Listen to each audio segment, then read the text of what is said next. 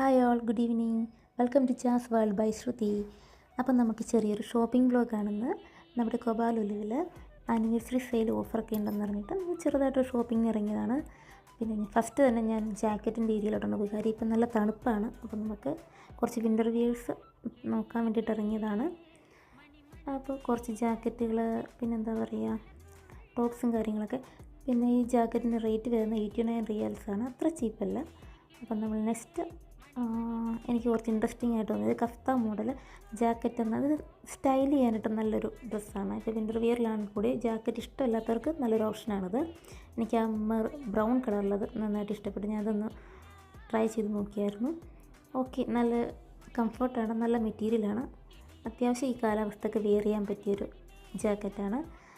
അതിൻ്റെ റേറ്റ് വന്നിട്ട് 59 റിയലാണ്. ഞാനത് വാങ്ങിയില്ല, ബട്ട് ഒന്നിട്ട് ചെറിയ വീഡിയോ ഫോട്ടോസൊക്കെ എടുത്തായിരുന്നു.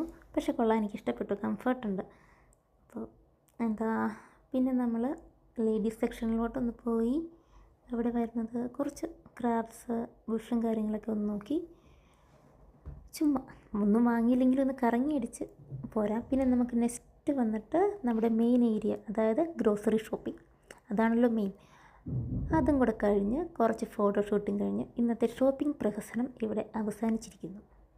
സോ അപ്പം നമുക്ക് നെക്സ്റ്റ് വീഡിയോയിൽ വീണ്ടും കാണാം. ബൈ.